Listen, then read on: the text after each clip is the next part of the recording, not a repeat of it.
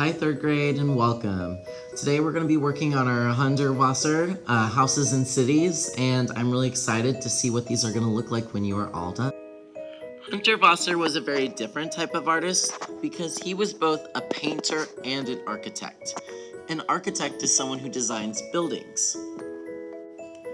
You can see that he really liked lollipop trees. He liked organic lines, which is the ones that are not straight. And he also liked bright colors. The buildings that he designed are also very remarkable because they're colorful. They carry very little or no straight lines at all, and they're not very conventional. You wouldn't see them very often. He also really loved incorporating bright, shiny onion domes. So you can see a couple here, very different from the other buildings that surrounded it. You can tell that he was an architect that wanted his buildings to stand out. He wanted people to say, ooh, that is one strange building.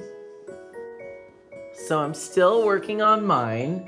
I'm ready to add more bright colors today, and I wanted to go over some of the expectations just in case you may have missed something. Remember, when you need to paint, you need to dip, let it drip, and then you need to go around the paint oval quite a few times. Now you don't need to press hard. I'm pressing very softly and whispering to the paint. And then you can go ahead and add a little bit of color.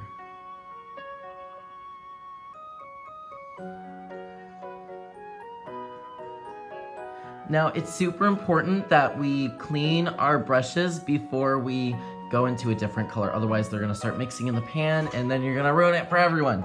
I'm gonna go ahead and dip, let it drip, and then instead of going into the paint, I'm going to dry off. You need to dab it. No, not this kind of dab. You need to dab it on the paper towel. Now I'm still working on mine, and I really like how my sky turned out. The way I did it is I mixed different colors. I started with purple, and then I moved down into more of a light blue.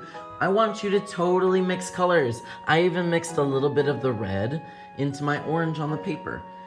Mixing the colors makes it more interesting. Also, the more times you go around the pan, so the more times you make your swirls, the more pigmented or bright and saturated your colors will be.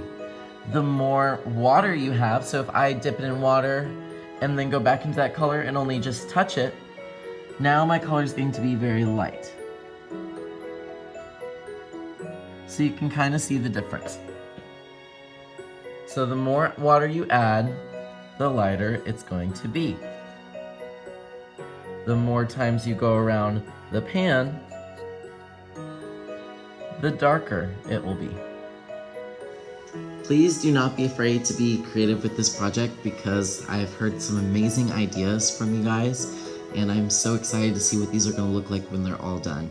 I will see you next time. Bye.